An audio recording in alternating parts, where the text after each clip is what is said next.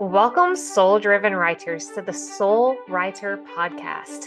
This podcast is designed for writers like you who have a burning desire to share their story and message with the world and make the biggest impact possible.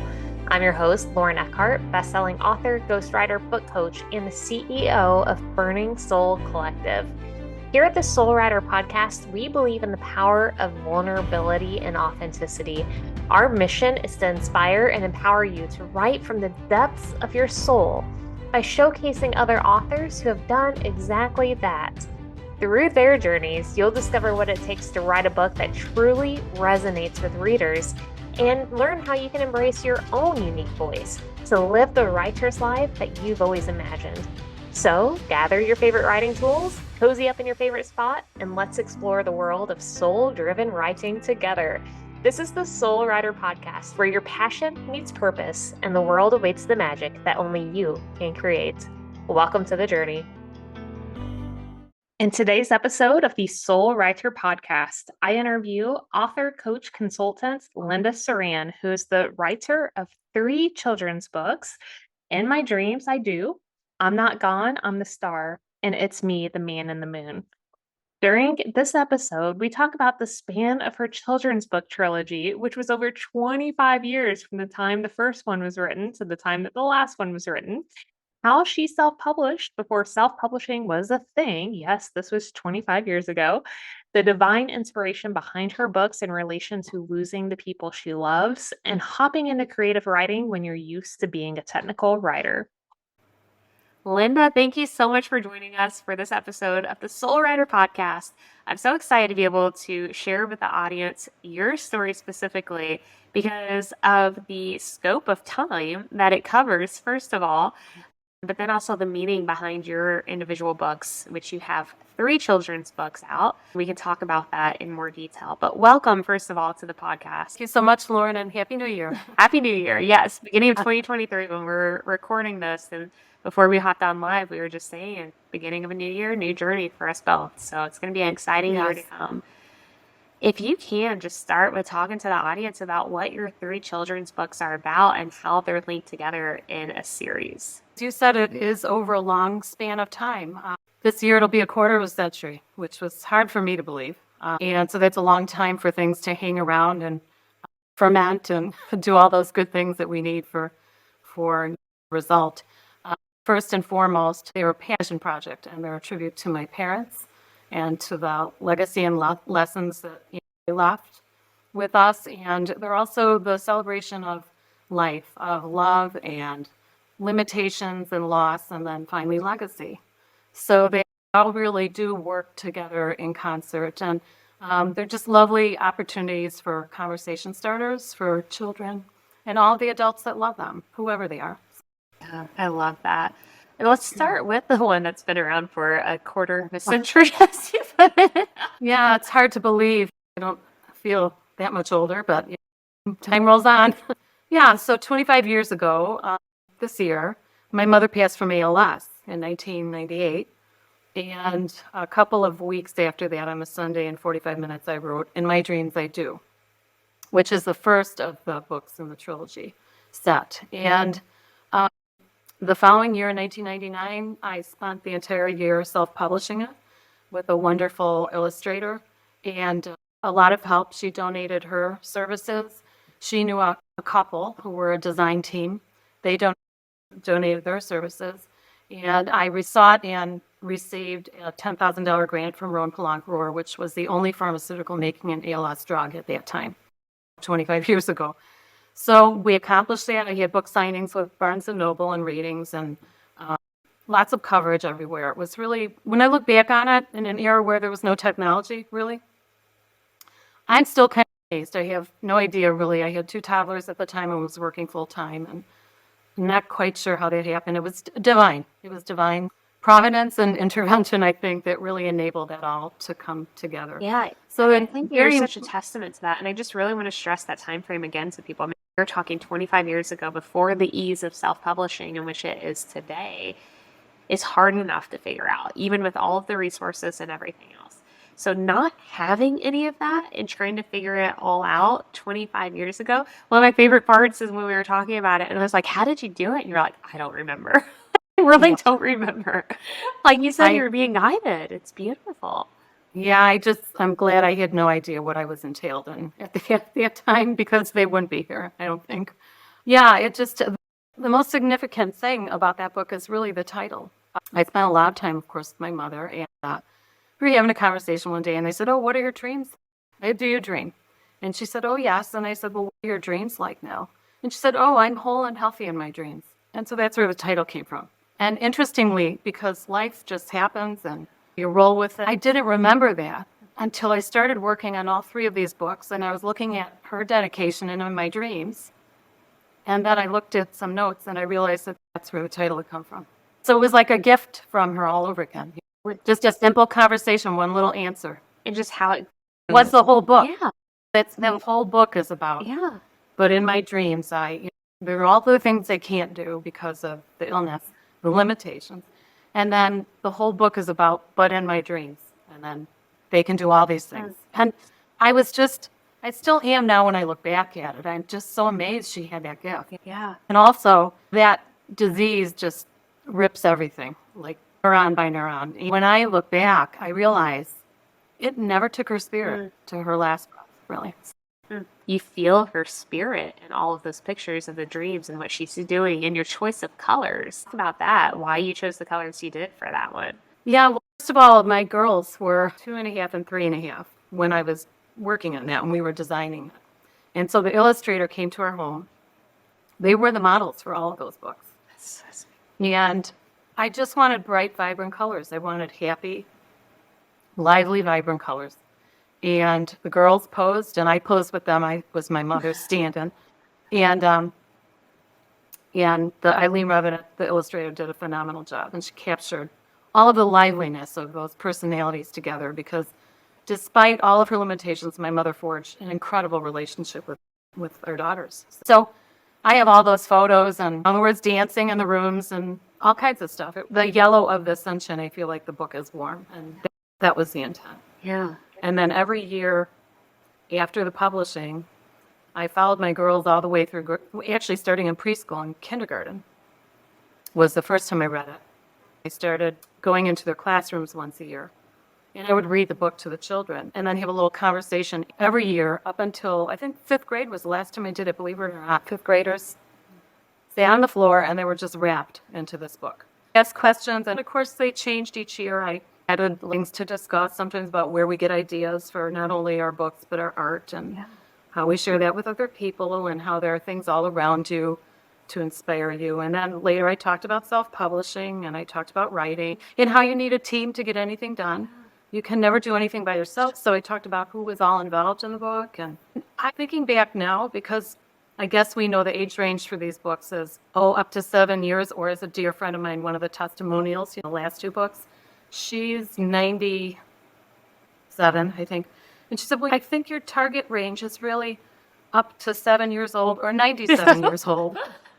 And I thought that was a great way to put it.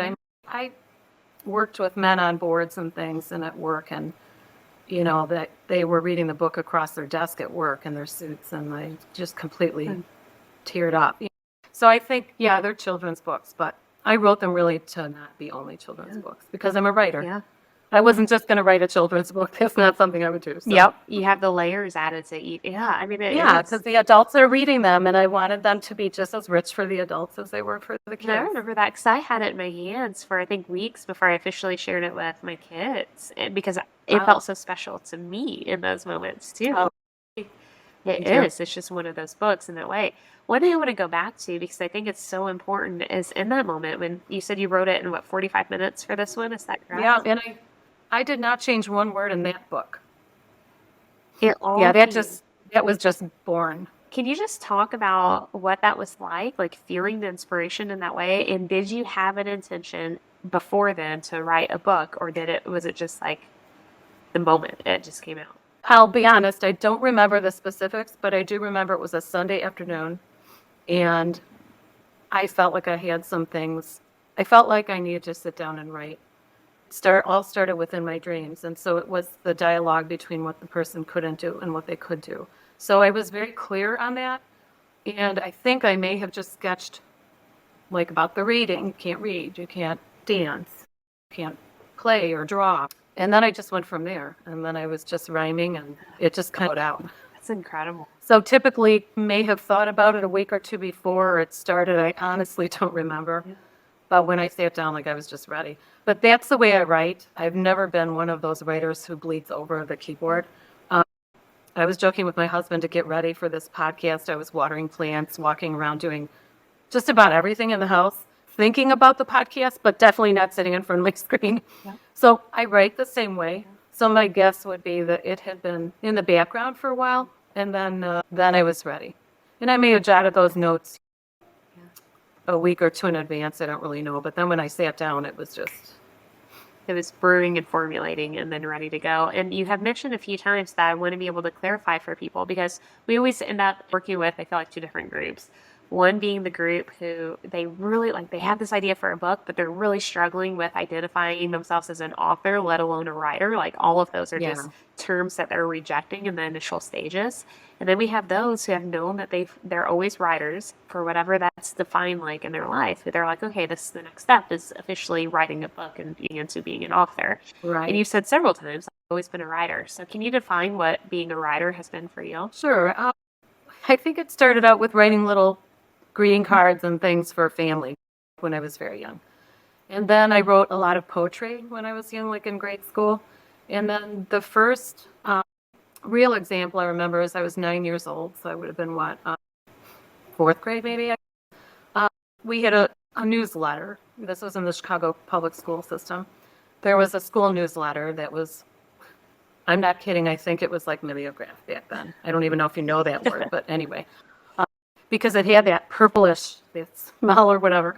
Anyway, I wrote this, I don't know where I got this, but I wrote this story about my brother going to war. I have a brother, but he didn't go to war. Anyway, it was a one-pager, and I had some little artwork I did on that. I think it was a cross or something.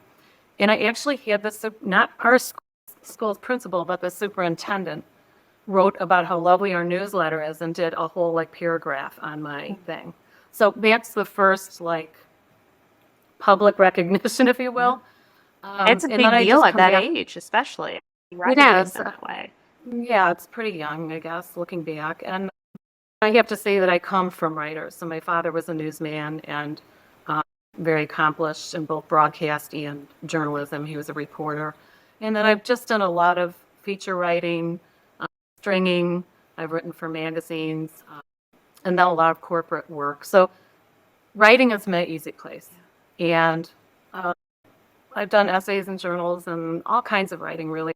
It's interesting then, knowing writing is such a big part of you. And like you said, your easy place. I love that description of it. You wrote your first book, right, 25 years ago, and it's all part of a trilogy, but the other two books didn't come until 24 years later. Yeah, the second one actually fast forward only 1 year. So in 1999, believe it or not, while I was self-publishing in my dreams, on my mother's birthday, a year after her passing, or in the year after her passing, in June actually, I wrote I'm Not Gone, I'm the Star.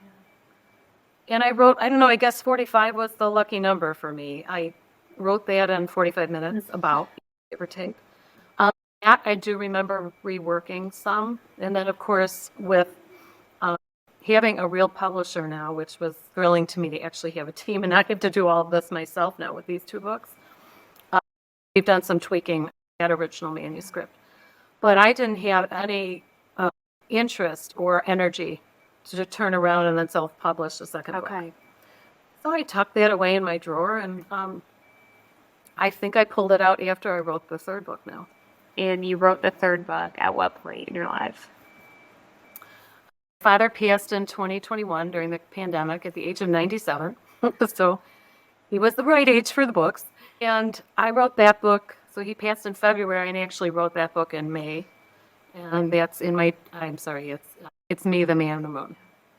Now that one, I can tell you, somewhere along the way, I had thought about writing a third book then, as he had dementia, as he was going through his illness, and I was his caregiver. I started to connect because he was such a reporter on everything. And, he had that whole man on the moon concept. And I had linked those in my mind. And had the inkling that there might be a third book. And eventually I did find that title. So that was just hanging there, taking me through the process with him. And then my husband and I took a trip around Lake Michigan. And we had this lovely place one night that we had a balcony right on the lake. And the waves were just pouring in, and there was just a tremendous, beautiful moon, and it just cast this huge flashlight over the lake. And I said to him, "That's the cover right there. That's going to be the cover, and the man on the moon is going to be winking." So that one was, shall we say, more premeditated than the first one, and perhaps even the second one. Again, I don't remember all the specifics. I think I still had things to say or a conversation with my mother. So I sat down on her birthday, and that was her tribute. But this one with my father was more a journeying alongside, and I think that was like a solace, a comfort. And so that one I was always playing in the back of my mind about what might that one look like. It's fascinating, the difference and experience with each one. One of my favorite parts about all three of your books is the reflection of nature and really bridging like us as humans with nature. Like I love that component. Yeah. Got, like you said, really the sun slash I'm gonna say heavens too with the first book, and then you've got the stars and then the moon. What's the significance of that to you personally? Always been a very spiritual person, so I've always been really related to things beyond the scene and just the wonder of nature, and also the sort of birth death cycle and how everything's connected, and how trees lose their leaves. And we were just talking about that this morning over breakfast, but then how beautiful they look flocked in snow, and then in the spring you have these vibrant chartreuse little buds that just start appearing. It's just amazing. And we have birds all over our property, and so nature is very much a part of who I am. And I love the ocean, I love water as much as the sky, I think. And what I love about those things is they help you put who you are in your life into perspective, because they're just so vast and infinite. And they also remind us of the possibilities that things are always so much bigger than what we see in front of us, right? And the way nature changes and the force behind it. And I don't know, everything about it just speaks to me. So I knew that those were very premeditated and intentional, that those three were not only going to be tied together and that they really were part of a whole. That passion project is complete now, and it was never intended to be such.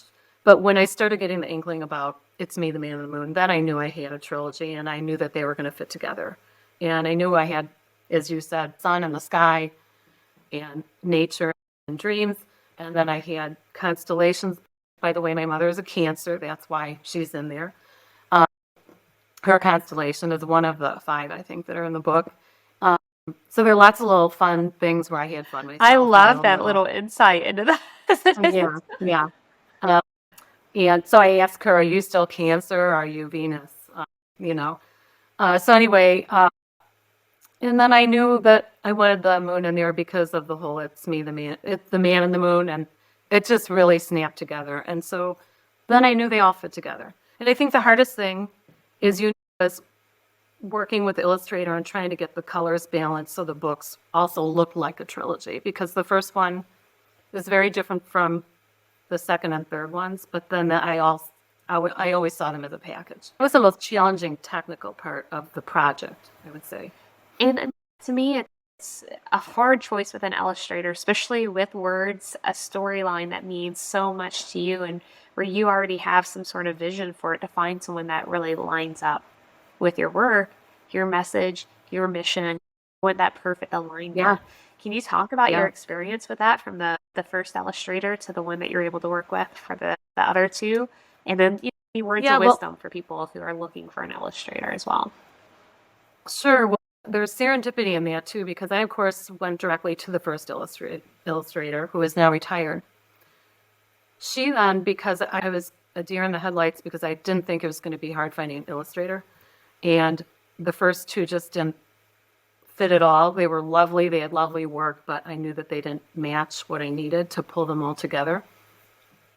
And then I finally went back to the illustrator, and she's the one that led me to Cheryl Cook, who is the illustrator of Star and Moon. And we just had a lovely collaboration. She loved the stories, and we just partnered on the whole thing together, and each one added to the other's piece of it. And I just couldn't have graphed it better. The process itself was fun. Sometimes it was a hair pulling experience for both of us, but we partnered through and did what we need to do to produce these beautiful books. And I'm very grateful to have crossed her path. So I guess my sort of like main tip would be, you probably have an idea for what you're looking for as an author in terms of style, and all art has its own message. So those things should marry and mirror your written manuscript. And don't stop until you find the one that really matches, because then you're not going to achieve the apex of what your book's potential is. That's great advice. That clock was ticking too, and I did get, I was like, oh, maybe I shouldn't be doing that. This isn't coming together. And it was really, it was surprising. I didn't anticipate having that hard of a time finding an illustrator. And I had to really push myself to stay in the game. And I had to believe that those books were supposed to be out here. So, yep. That's what kept me going, I think. I'm so glad you brought that up, because it is. It's like one of the first things that when we're working with people from the beginning of even writing their book, what's your vision for this? What do you want to get out of this? It's so important to know that, because of all those obstacles that come up and try to prevent you from taking one more step forward. Or sometimes it can be really hard. I always say if it was easy, everyone would do it, right? But it's hard for a reason. Exactly. Yeah. And so it's really just persevering, because you know the impact of your book, you know the impact of the message. And one of my favorite things about working with you is that for you, this vision wasn't just like, I'm getting the story out there. And if it helps people, or I love talking about my books and sharing it, you wanted to do more with these books as well. Can you talk about how you wanted these books to really leave behind a legacy as well in their own? That's a great question. Thanks for asking it. The first book was partnered with two charitable organizations. One was the Les Turner ALS Foundation. The other one is Rainbows for All Children. And I was very active on the board for Rainbows and became very involved with Les Turner Foundation as well. So they partnered with me to market the books. And then, of course, I was at their galas and they sold them there. And they actually inventoried, again, this was back 25 years ago. They literally had boxes and boxes of books in their charitable organizations, and they were also shipping those out. So it really was a village. Got that first book out and going. And so all proceeds went to charity. I didn't make a penny on the book. And that's part of the legacy of this trilogy to my parents, is I'm not making anything on these books. That's not what the books are about. Proceeds are going to go to charity. I'm already working with some charities. I'm going to be donating some sets for silent auctions, which is very exciting. Les Turner one is in February, and then Project Main Street, which is also an ALS organization, theirs is in May, before Lou Gehrig's Day, which is in June. I'm very excited that this is going to take on a whole life of its own now. And now the creation phase is complete, and now I head into the marketing phase, which is my background for my career anyway. So I'm already feeling through which options and which channels are available to me, and which ones are more organic for me, which ones suit me, which ones I'm not particularly interested in. And so that's where I am now in my journey, and get to send out a lot of these packets to the people that helped make it happen, the people that wrote the back cover testimonials. So it's exciting. Now I get to kind of the fun people thing, instead of going over every letter and word and every little nuance of color and every line of drawings, which I love doing that too. They're two different muscles, right? Yes. And like you said, you're just ready for this path now. Now it's a new stage for this, which is really exciting. Yeah. Do you feel like, I'm listening to you talk about the ocean and stuff earlier, Linda, and I'm like, well, I don't have a book about the ocean yet. Do you foresee more books in your future, whether children's books or some other type of book? No, I never say never. I never set out to be a children's author. I've written some legal pieces. I've done all kinds of writing, technical financial writing. Annual reports are very dry. I've written white papers, as I said, for Accenture consultants. So I never set out to be a children's book writer.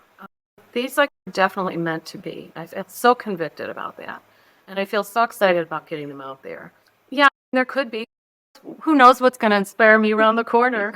That's what I love. Like, I Um, feel like there's still just a chance there. I think it works both ways. I love it when people put out the intention, like, I'm going to become an author. I'm not going to let anything stop me. I love that. You are so unique in the sense that you are truly just open for the opportunities, the ideas, the things that come your way. And you're like, okay, yeah, I'm going to do this. And it's just like this flow in your life that I find so beautiful. it's interesting you say that because when I look back on my career, about every, and I'm not like a hopper, but about every 10 years, I kind of in a cycle with whatever particular career I'm doing. So I started out in marketing communications, and then that segued into coaching. And then it's too long to explain how this crazy transition happened, but then I ended up in commercial real estate, which I'm currently in. But now I've decided after 10 years that I'm not going to renew my license for that this year because this is the harbinger of a new cycle and it's going back to my artistic self. So I'll be doing more painting and singing and no doubt writing, whatever that's going to be. I also have written columns and I love writing columns. I wrote for a newsletter and I submitted some to newspapers and things. The thing I loved about that, it was when I worked in the city and took the train. They were monthlies. So they really sharp tuned me to my surroundings. I'm always pretty much an observant person, but because I had that deadline nipping at my heels, I always kept looking around for the next idea. And I loved the energy of that. So yeah, I don't know, but I know that I'm going to be going into more of my creative flow for this next period. And that's really, really exciting to me. I'm excited for you. That sounds fantastic. Yeah. How can people follow along with your journey then, Linda, and stay updated on the things that you are doing? Oh, pretty easy. I have a website, and that's www.lindasaran.com. Thank you so much for tuning in to another inspiring episode of the Soul Writer Podcast. I hope today's conversation has ignited a newfound passion and determination in you to write from a place of vulnerability, authenticity, and soul. Remember, your story has the power to make a significant impact in the world. And by sharing your unique voice, you're contributing to the tapestry of human experience. So go forth, embrace your soul-driven purpose, and let your words transform the lives of your readers. Be sure to subscribe to the Soul Writer Podcast so you don't miss out on any of our upcoming episodes, where we'll continue to share valuable insights and inspiring stories from fellow authors. You can also join our community on social media to connect with like-minded writers and share your own journey by looking at Burning Soul Collective. Until next time, keep shining your light, and remember, your story matters. Your words have power, and the world needs the magic that only you can create. This is the Soul Writer Podcast, signing off for now. Right on, my friends.